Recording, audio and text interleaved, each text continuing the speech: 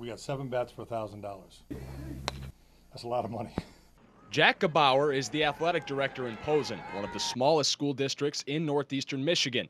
He didn't have a choice but to shell out big money for BBCOR bats. I've seen changes, being 40 years involved with athletics, seen changes over the time, but from my standpoint, it's the most drastic one is for me being in this position right here. I had planned for it and looked in our budget, and we put some money aside, and I told our baseball coach, we're going to buy this year, and that's it. You're going to get 1 bat a year after this. That's going to come down because the price is enormous.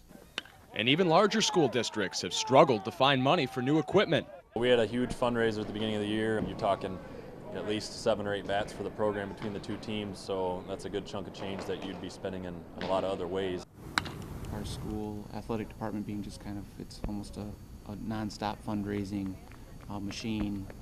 There are a lot of hidden costs, and that's one thing that a lot of times people don't always understand about. Brian, where did your budget go? This is one of the old bats, and this is one of the new BBCOR bats. They look about the same, they feel about the same, they even cost about the same. But this one is hardly worth the metal it's made of. We have a lot of bats that really, they're, like I said, they're $300 or $400 bats that aren't worth anything. It's always another thing, and now to add another $200, $300 bat on top of it that was fine last year, now all of a sudden, lo and behold, it's not fine this year. In this day and age, it's just hard for a lot of families.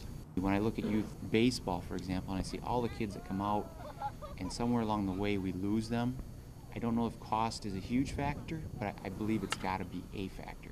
While BBCOR proponents claim the new bats are less dangerous, some believe the new regulations may be about more than just safety.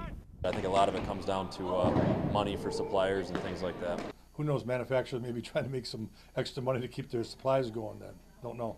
I'm always for safety, but there just comes a point where you can no longer afford the sport anymore, and sometimes I think that's even more dangerous. You start to eliminate certain kids that can't participate. What's the cost of that to our society?